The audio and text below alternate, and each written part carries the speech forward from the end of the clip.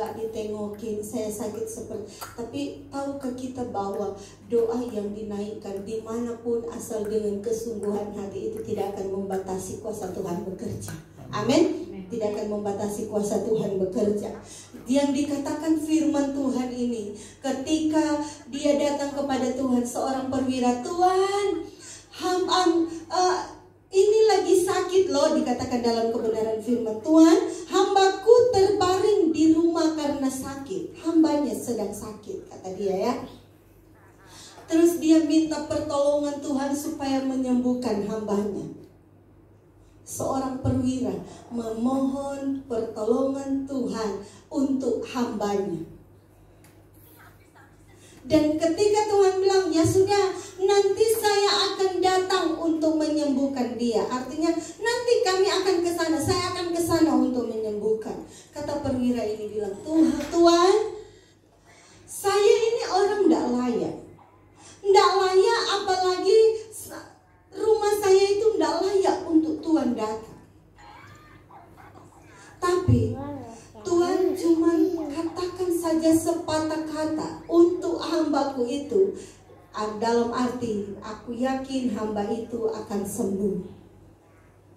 Tuhan berkata, tidak pernah aku jumpai iman seperti ini di tengah-tengah orang Israel.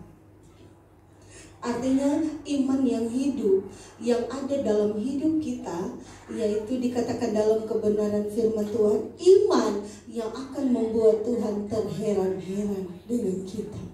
Sehingga Tuhan berkata, tidak pernah saya dapati iman seperti ini. Karena dia berkata dengan kesungguhan hati, cuma ngomong aja Tuhan. Tuhan ngomong di sini, saya yakin hambaku di sana itu akan sembuh.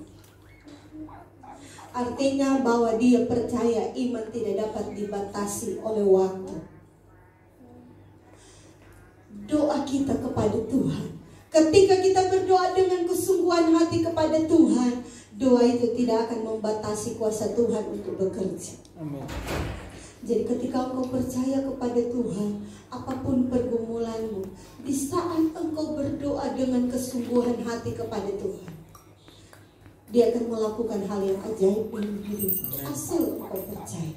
Yang kedua, Markus pasal yang kelima ayat yang ke-34. Markus pasal 5 ayat yang ke-34, saya akan bacakan ayat ini. Maka katanya kepada perempuan itu, hai anakku, imanmu telah menyelamatkan engkau, pergilah dengan selamat dan sembuhlah dari penyakitmu. Iman yang hidup itu adalah iman yang menyelamatkan dan menyembuhkan. Iman yang hidup itu adalah iman ketika praktek dalam hidup kita. Itu akan menyembuhkan kita, dan itu akan memulihkan kita, itu akan menyelamatkan kita.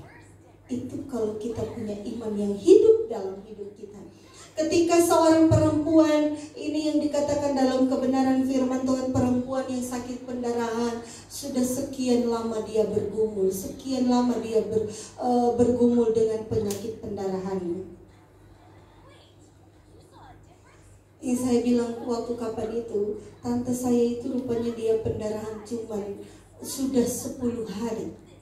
Ya, seminggu lebih dia pendarahan. Ketika dia pergi ke dokter, cuma tujuannya dia pergi ke dokter cuma untuk kontrol katanya, karena waktu dia lagi pendarahan, rupanya dia pikir itu dia lagi datang bulan ya.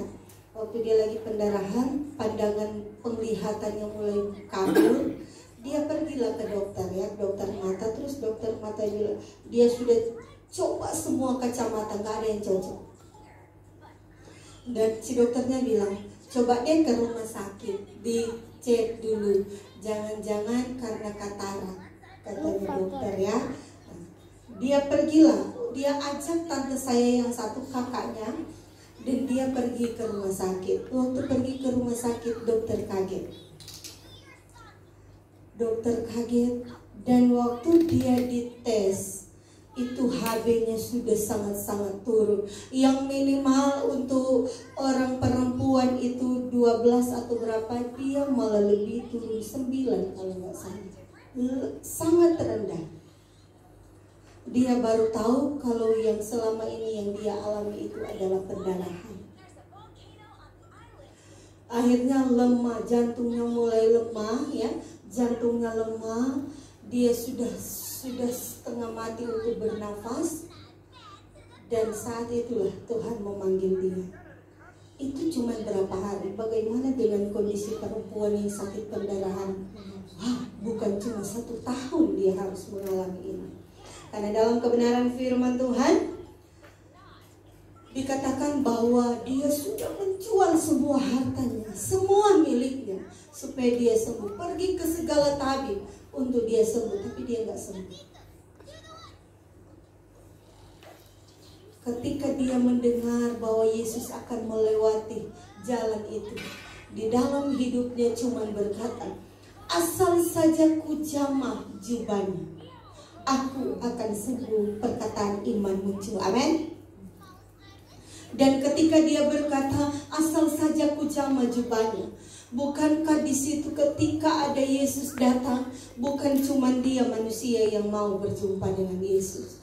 Ada beribu orang, ada banyak sekali orang yang sampai berdesak-desakan bersama dengan Yesus, cuma ingin melihat Yesus. Tetapi luar biasanya Yesus merasakan ada sesuatu yang keluar dalam hidupnya. Padahal di situ orang berdesak-desakan, cuman karena seorang wanita yang menjamah jubah Yesus. Kembali dalam hidup kita, kalau iman ada di dalam hidup kita, kita akan menjadi satu pengaruh yang luar biasa untuk pribadi kita sendiri. Amin. Amin. Sehingga ketika Yesus merasakan ada sesuatu yang keluar, tenaga yang keluar dalam hidupnya, dia berkata seperti ada yang keluar, ada tenaga yang keluar dalam tubuhku. Murid-murid bilang, Yesus,